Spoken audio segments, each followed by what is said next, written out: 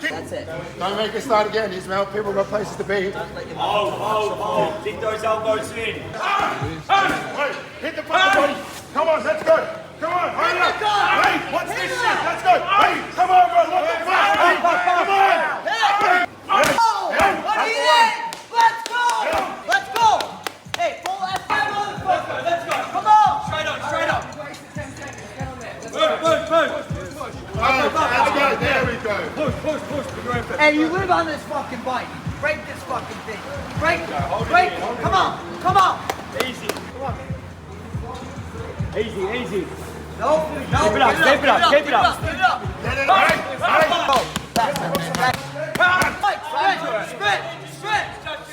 Hey, come on, I know you sprint faster. Straight up on here. Let's move. Yes, Blast it. Campbell, go. Me.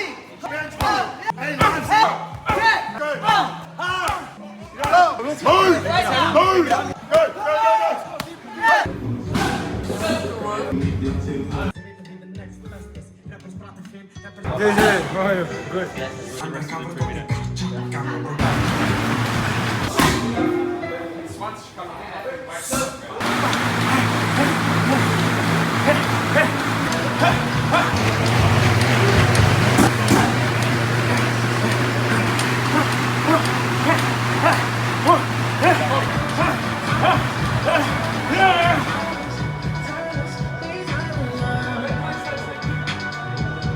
Let's go. Big round. Up.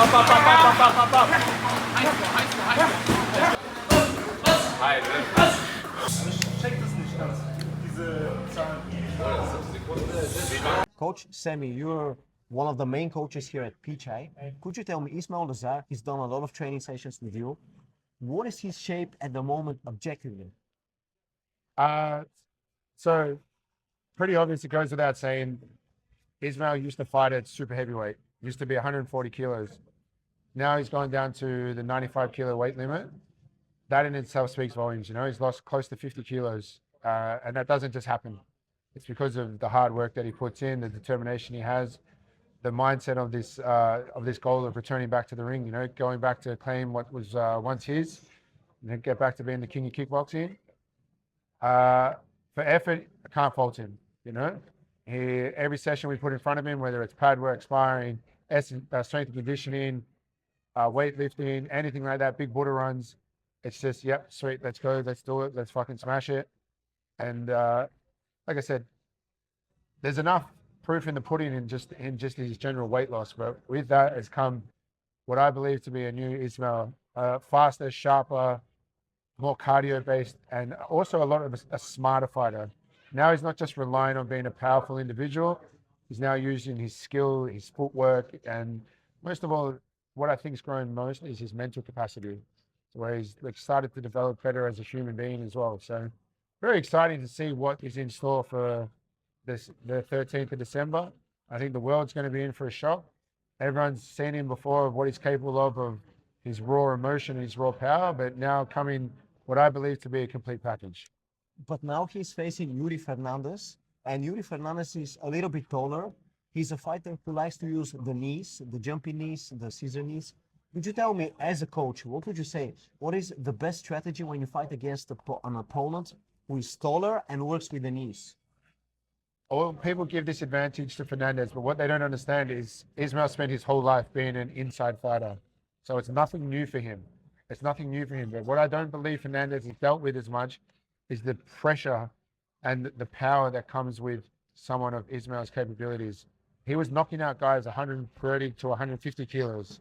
Now he's going down to a 95 kilo weight limit with somebody who hasn't dealt with the power that Ismael's had to deal with. So yes, athletically, Fernandez is a very gifted fighter. He's very, very talented, but pressure, you know, as they say, pressure makes diamonds. And I believe that once Ismael's on the inside of that, you can't fly when somebody's punching you directly in the face. You can't fly when your body's getting hit. You can't fly when the pressure's on like that. So all of that theatrical stuff may look good and it may work good for people fighting the distance, but once someone like Ismael's in on you like that, it's like a ravenous dog, you know? Mm-hmm. It's like like a hunter with its prey. But what would you say? Many people who are watching this, for example, and they haven't seen Ismael fight for about 7-8 years, many people are curious to know how hungry Ismael is. What would you say as the person who trains him? How hungry and how motivated is Ismael Lazaar at the moment? Well, it's currently 7 p.m. here in Phuket, Thailand, and he's still training. And he started training at 8 a.m. This is his third session for the day. But I think the best thing to do, the best way to sum up Ismael is just determination. He's been out of the game. He's lost what some people might claim to be his prime years. You know, he was on the bench for a while now. So just that alone, with somebody who's already been at the top, that's enough to drive you to wake up every day fit. He's the first one here in the morning. He's the last one here to leave at night. So, like I said, there's only one way that we're going to find out, and that's December 13 when the lights go on and the bell rings and we see what Ismael has to bring. But objectively, what is your opinion on that fight? How will that fight go objectively? Fernandez, obviously, like I said, he wants to create distance. Ismael wants to swallow distance. The ring's only so big. There's only so far you can run. So, like I said before, it's like a hunter and its prey. Yes, Fernandez, like I said before, very athletically gifted. I don't believe he has knockout power, like in his hands, for instance. Yes, he lands his good flying knees and stuff like that, but I also don't think he's fought anyone with the skill level that Ismael has. He is like I said, he's a very, very talented fighter, but the caliber of people that Ismael fought before, and you know the caliber of people he's trained with in the previous years and things like that, I just believe that he is all around a better fighter. He may not be as athletically gifted, but we're not there to run the 100-meter sprint. We're there to fucking fight. And there's one thing that man can do, and that's fight like fuck. Yeah, for sure. I agree with that because I've sparred with him, and yeah, it's not the most pleasant experience to spar with him. Last question for you. Pichai, I've been training here for a month. I'm very, very happy with this place. Very good atmosphere. But what would you personally say? What kind of gym is Pichai? So we're the perfect balance. Okay, so we work with a lot of like female-only retreat companies, but then on the other end of the spectrum, I have about 6 or 7 world champions coming through the gym in different combat sports every day. Today, for instance, at sparring, we had the current Glory middleweight world champion, Eddie.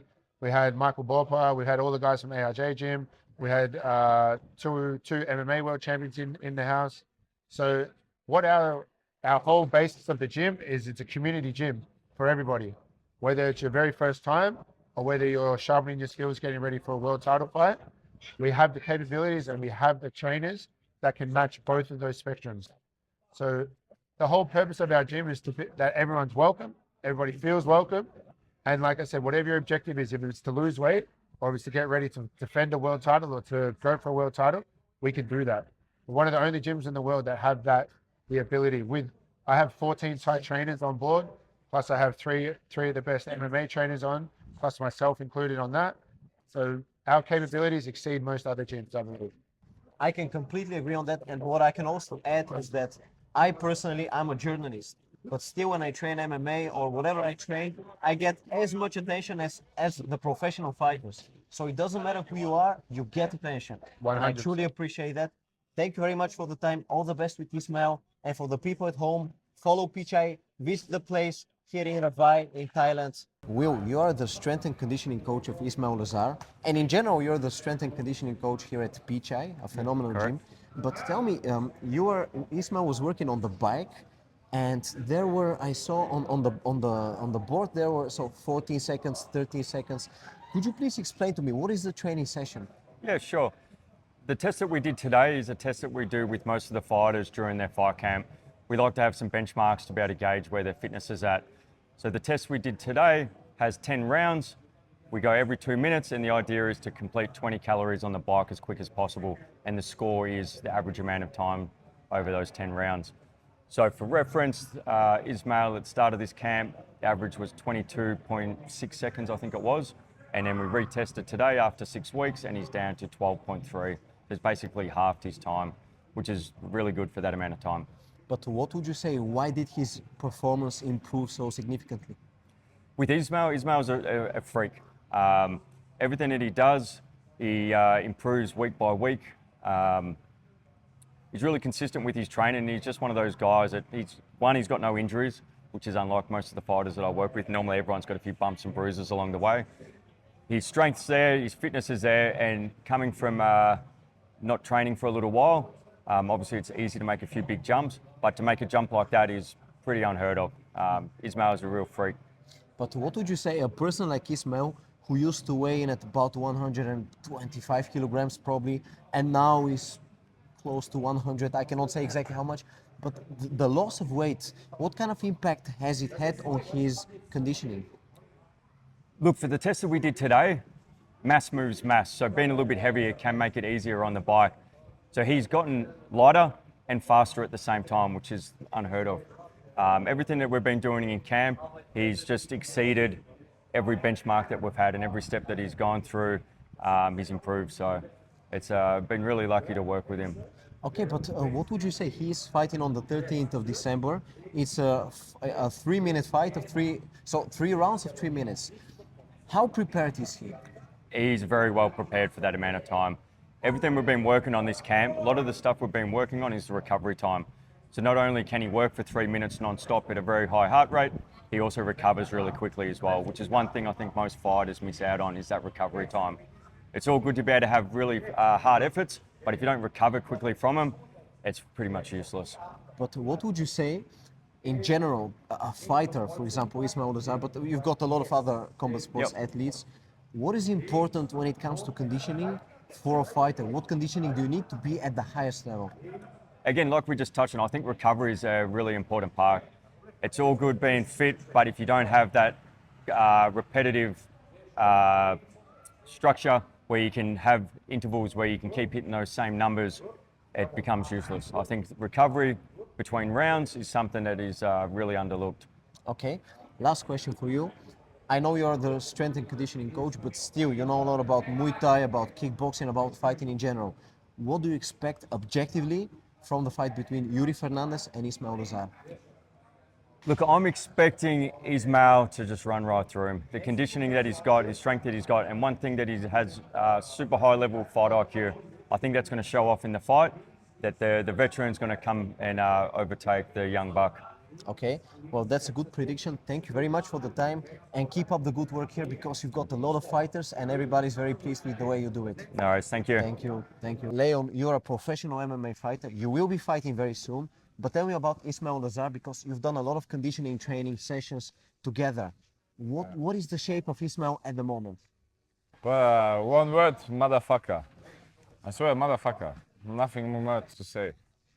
Tell me, you train together with him. What kind of person is he? Because people who are watching now, they don't know him personally. What is he like? So good person, you know, like very good heart, very chilled, very happy, always funny. I always say, like, the difference between fighters, you know, if you already know that you are on high level, you know, then you are calm, then you're cool to everybody. You don't have to prove to anybody that you're a fighter, something like this, you know, you just do it for you. And he's this kind of person. He just train, do his thing, is happy, smile, is friends with everybody, big, small, big, who cares, you know, like fat, not fat, he don't care. He's just a good person. And but when it's time to fight, or time to bite on your teeth, you know, and go through the hard stuff, motherfucker. But tell me, that's a big question, because you train together with him. How hungry is he? How motivated is he? How hard is he working? Number one hungry in the world, I swear. I do the same bullshit, you know, same hard training every day with him. We are hunting each other, you know, like who's better. He's more than ready, more than ready. Okay, but he's competing on the 13th of December, Glory Kickboxing in the Netherlands. Tell me, what do you expect from that fight? I expect firework. Going forward, go for the kill. Look in his eyes. If you see his eyes, you know he's ready to kill. But tell me, what is it about his style in kickboxing that makes him such a difficult opponent? He's very compact, and for big uppercuts, big body shots, good overhands. Like it's hard to break him, you know. Like how you want to break him? He's like Panzer, you know, like small, tight, hard to break him. With this power and this condition, no chance. I think knockout second round. Okay, and tell me one last question. You're competing very soon. What can we expect from you? Well, same. Knockout second round. We are same level, you know. Maybe he's even. No, we are same level. We have same level of condition of power. He will make second round knockout. I will make second round knockout. You heard it, guys. Follow Leon. He's got a big fight in 2 weeks. Follow Ismael Lazaar because he's competing on the 13th of December. And sky's the limit. Let's go. Ismael, je was net op deze fiets echt keihard aan het werken. Vertel mij even, hoe zwaar is deze training? Ja, het is zwaar. Het is conditietraining. Dat doen we bijna elke dag. Met de airbikes. Het is gewoon afstellen. Maar wat is eigenlijk de bedoeling, zeg maar? Want ik zie op het bord 14 seconden, 13 seconden, 12 seconden. Wat precies moet je doen? We hebben de eerste fitnesstest gehad. Om te kijken waar we staan. Nu zijn we inmiddels een paar weken verder. Dan gaan we terug naar de eerste fitnesstest met de airbike. Om te kijken, vandaag om te kijken of we die voorbij zijn of niet. En ben je het voorbij? Ja, vandaag wel goed gedaan. Ja? Ja. Maar oké, dus in de ochtend was jij pads aan het trainen. In de avond train jij op de fiets. Is dat een gemiddelde dag in jouw training? Ja, best wel eigenlijk gemiddeld dagsoorts hardlopen, rennen, pads, s'avonds krachttraining, strength and conditioning. Is eigenlijk wel elke dag wel iets. Ja. Hoe voel jij je voordat je hier naartoe komt, wetende dat je op deze fiets moet trainen? Ja, je hebt eigenlijk, ik weet het gaat zwaar worden, maar aan de andere kant denk ik, ja, hoezo moet het zwaar worden? Je traint elke dag, je bent elke dag om jouw conditie te verbeteren. Dat zien we ook vandaag weer. Dus ja, uiteindelijk ben ik eigenlijk wel super blij mee. Maar als jij jouw conditie op dit moment vergelijkt met jouw conditie toen jij in het verleden bijvoorbeeld tegen Rico vocht, toen jij echt veel zwaarder was, wat zou je zeggen, hoe is jouw conditie op dit moment? Mag niet klagen, is goed. Is het makkelijker nu dat je lichter bent? Ja, dat sowieso. Je voelt je eigenlijk lekker in je vel. Ja, ik voel me gewoon goed, zoals ik al zei. Ja, en de wedstrijd is echt dichtbij eigenlijk. Ja. Volgens mij moet je op zondag naar Nederland toe, klopt? Ja, zondag of maandag gaan we naar Nederland. Ja, en je blijft 2 weken in Nederland. Wat ga je doen in Nederland in die 2 weken? Eigenlijk gewoon hetzelfde wat we hier doen. Eigenlijk gewoon een beetje afbouwen van training. Scherp blijven, fit blijven. Tot aan de wedstrijd toe. Dan gaan we knallen. En bij wie ga je trainen in Nederland? Ik train bij Albert Kraus. Dus daar. Ze hebben echt hele goede jongens daarin. Ja, zeker. Zijn zoontje gratis. Kraus is heel goed. Een paar boksjongens zijn ook goed. Ook wel een leuke team. Ja, en je gaat vechten op 13 december. Vertel me even, hoe gaat het met de spanning? Want de wedstrijd is niet heel ver. Spanning. Ja, ik voel me goed. Zonder spanning. Zonder kriebels. Echt vechten. Ja, gewoon scherp, goed. Ik moet jou echt sowieso vragen, want jij hebt tegenover hem gestaan, tegen Rico Verhoeven. En hij is net weggegaan bij Glory. Hij is gestopt. Wat is jouw mening? Wat gaat met Rico gebeuren? Ik weet niet. Ik weet eigenlijk helemaal niet wat is gestopt. Dus, ja, ik denk dat hij het wel goed vond. Dat is aan hem. Ja, en verder rest ja. Dat is zijn keuze als het meestal. Ja, maar denk jij dat hij echt helemaal stopte met het kickboksen? Denk je dat hij naar het MMA gaat? Wat is jouw verwachting? Ja, ik weet het eigenlijk niet, man. Ik denk, hij zal wel weten wat goed voor hem is. Ja. Top of doorgaan of ergens anders kijken. Ja, stel je voor dat jij wint op 13 december. Hoe ga je het vieren? Ja, wat is vieren? Vieren is eigenlijk gewoon na de wedstrijd even lekker hapje eten. Dat is eigenlijk bij mij vieren, man. Ja, en dan kom jij, volgens mij, je blijft dus nog, hoe lang blijf je in Nederland totdat je terugkomt naar... Ja, 2 weken, 3 weken of dag terug en dan weer. Ja. Nee, ik wil jou echt bedanken voor de tijd. Ik weet dat je super moe bent en ik wens jou veel succes. Dankjewel, man, broer. Dankjewel. Bro, ik zie aan jou, je bent zo moe. Sorry dat ik jou stop. Nee, man. Sorry. Ik zie bro gewoon, je bent echt leeg. Maar dit is...